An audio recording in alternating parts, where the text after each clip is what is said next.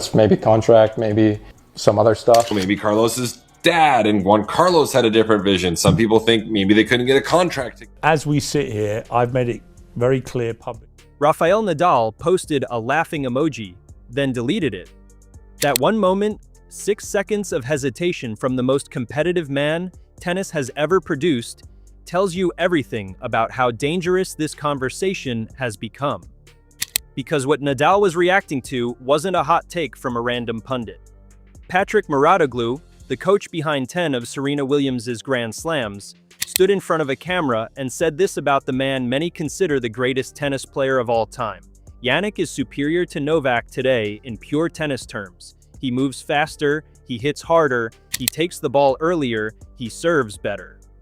Boris Becker pushed back immediately. Tennis fans erupted. Rick Maxey called it disrespectful.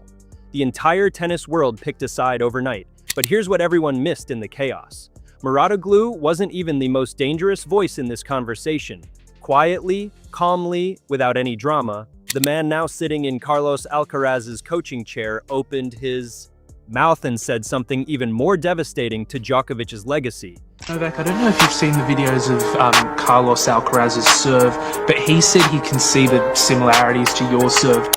And I said, we have to speak about, the copyrights. Samuel Lopez, a TP Co-Coach of the Year 2025, the man who guided Alcaraz to the youngest career Grand Slam in tennis history, went to Marca and said, "There's no other player with Alcaraz's speed and power. His acceleration ability combined with his magic makes him a unique player. No other player, not Djokovic, not Federer, not Nadal, nobody, 2 coaches, both with decades inside the highest levels of this sport, both pointing at the same 22-year-old from Murcia. And Djokovic's GOAT status, the one he spent a lifetime building, has never looked more vulnerable." So what exactly do these coaches know that the rest of us don't? And why are they saying it now? That's what we're getting into today. Before the statements make sense, the man making one of them needs to be understood.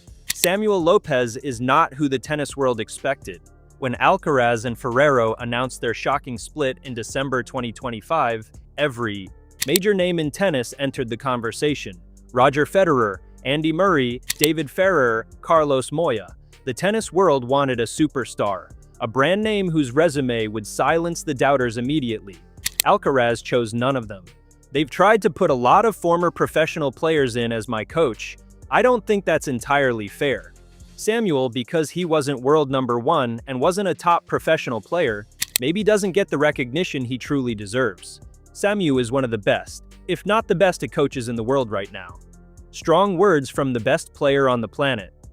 But who exactly is Samuel Lopez? 35 years. That's how long Lopez has been building careers inside professional tennis. Quietly, methodically, without headlines. At the Ferrero Tennis Academy in Villena, Spain, he shaped Nicolas Almagro into world number 9 and Pablo Carreño Busta into world number 10. Both achievements came during eras when Federer, Nadal, and Djokovic left. Almost nothing for everyone else. Getting any player into the top 10 during the Big Three era was not luck. It was mastery. In 2025, the ATP named Lopez and Ferrero jointly as co-coaches of the year, recognizing his direct contribution to Alcaraz's 2 Grand Slam titles and year-end world number 1 finish. That award doesn't go to passengers, it goes to people who change outcomes. His first tournament as sole head coach, the 2026 Australian Open. His player won it, becoming the youngest man in history to complete the career Grand Slam.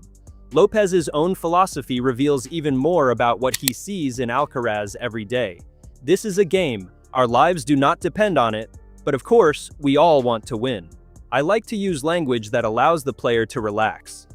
Calm, measured, completely unimpressed by hype.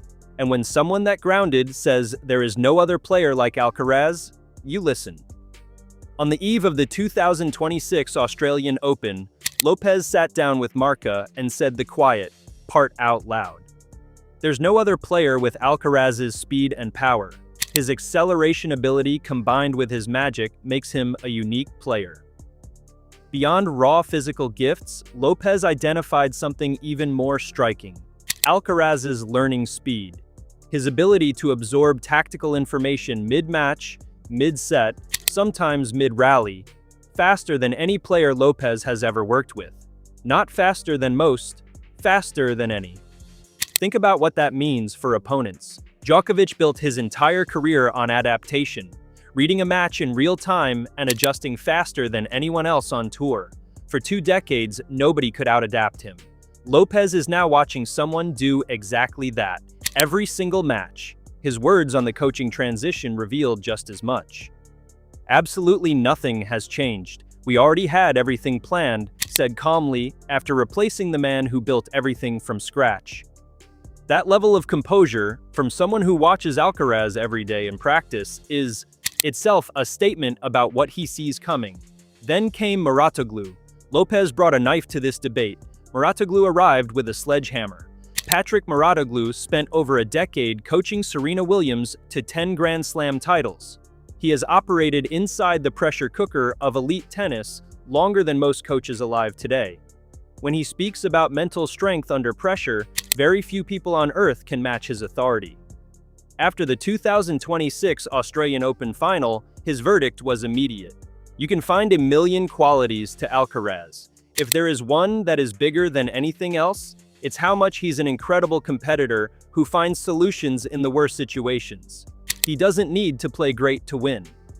Then came the line that stopped everyone cold. After Novak's performance in the opening set, 99.9% of players would have panicked. Carlos did not. Djokovic, universally recognized as the most mentally dominant player in tennis history, got out-composed by a 22-year-old. Not outplayed, not outrun, out-composed. In the highest pressure moment of Alcaraz's career, he was calmer than the man who invented that calmness. Mouratoglou pushed even further. He is the best mental player of all time, but he didn't win against Carlos. Turning directly to Djokovic's place in the current game, Mouratoglou delivered the line that sent tennis into meltdown. Jannik is superior to Novak today in pure tennis terms. He moves faster, he hits harder, he takes the ball earlier, he serves better. Nadal posted a laughing emoji, deleted it hours later, clearly unwilling to be on record endorsing it. Becker fired back publicly. Mackie called it disrespectful. Fans flooded the comments with fury. Mouratoglou didn't move an inch. When critics pointed to Djokovic's semi-final demolition of Sinner as proof the old guard still reigns, the response was surgical. Those who think that because Djokovic defeated Sinner in the Australian Open semis, the big three play better tennis than Alcaraz and Sinner, this is a very short-sighted view. Sinner had won the previous 5 matches between them. One match will not change my opinion. Then the second grenade. The only obstacle preventing Novak from winning Grand Slams is his motivation. I think he is not motivated enough for the 25th. Not his legs, not his opponents, his motivation. From a man who watched Serena Williams win Grand Slams into her late 30s through sheer force of will. That assessment cuts deeper than any statistic. Of course, the pushback was fierce, and it deserves to be heard. Greg Rusedski, former British world number 1, called the entire conversation premature, and made a point genuinely hard to argue with. In my opinion, it's ridiculous. He has won 7 Grand Slams, Djokovic has 24, Nadal 22, Federer 20. There is a very big gap. Djokovic himself, after losing the final, called what Alcaraz is doing historic and legendary. Not a man conceding the GOAT debate, a champion acknowledging a rival. John McEnroe suggested Alcaraz could reach 20 Grand Slams or more, 7 versus 24. That gap is real. No amount of expert commentary changes it today. Lopez watches Alcaraz every single day. He sees the shots that never reach television. Mouratoglou spent a decade understanding what true greatness looks like from inside the locker room, the practice court, the pressure cooker of Grand Slam finals. Ferrero, before the split, said it plainly. He's a different player to anything I've ever seen. A man who played against prime Federer, who watched a teenage Nadal emerge, who coached through the entirety of Djokovic's dominance, said he had never seen anything like Alcaraz. 3 coaches, 3 different vantage points, 3 decades of combined experience at the very top of this sport, all pointing at the same 22-year-old, all using the same word, unique. The numbers still belong to Djokovic. Nobody's taking that away. But the people, whose entire careers have been spent recognizing greatness before the trophies catch up, they have already made their call. 24 Grand Slams. 428 weeks at world number 1.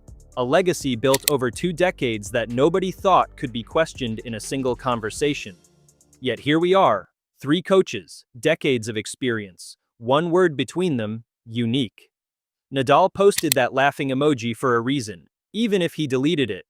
So here's the debate that has no clean answer, and we want yours. Is Djokovic still the GOAT, or has the throne already changed hands without anyone officially announcing it? Drop your answer in the comments right now.